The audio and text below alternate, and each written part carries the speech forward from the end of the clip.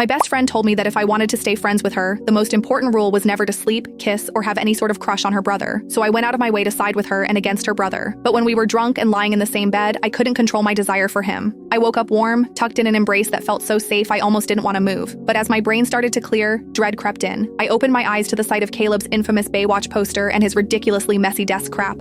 I was in his room, and worse, his arm was wrapped tightly around me, his breath warm against my neck. Panic exploded in my chest. I tried to move, but every time I shifted, his grip tightened, and then I feel it, the unmistakable heart bulge pressing against my bottom. Oh God, what have I done? I twist slightly, my heart hammering as I see his sleeping face. Caleb Reed, my best friend's brother, the biggest player in school, and apparently the guy I just lost my virginity to. If Mira finds out our friendship is over, I managed to slip out of his grip, wincing as I stood. The ache between my thighs told me exactly what I didn't want to remember. My panties were torn, my dress wrinkled but intact. I dressed quickly, even a glance back at Caleb. I tiptoed across the mess of the hallway, dodging red cups, tissues, and even a few gross surprises. Once in the bathroom, I locked the door and looked in the mirror. My hair was a disaster, my lipstick smeared, and my lips were swollen. Then I saw them, 3 deep purple hickeys trailing down my neck and chest. My breath caught. Caleb had marked me like I was his. The worst part? A tiny piece of me didn't hate it. Is it you in there, Bailey? Myra's voice came through the bathroom door, making my heart jump into my throat.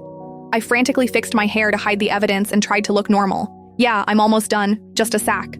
I opened the door. Mira leaned against the wall, arms crossed. Everyone already left. I need to pee so bad. She groaned and rushed past. I hurried downstairs before she could study me too closely. In the kitchen, I grabbed the last water bottle from the fridge and chug it, desperately, hoping it'll calm my flushed face up so early I nearly choke, coughing and wheezing as I spin around.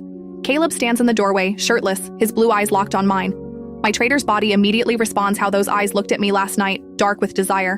What have you done to Bales? Mira accuses, suddenly appearing. She pats my back while I continue coughing. I haven't done anything to Flower, but greet her, he says, that familiar smirk playing on his lips as he approaches us. All right there, Flower, his hoarse boy sends shivers down my spine. You just caught me off guard, I manage, avoiding his intense stare. He reaches for my water bottle, his fingers grazing mine. The touch sends electricity shooting up my arm. He drinks while maintaining eye contact and my stomach flips.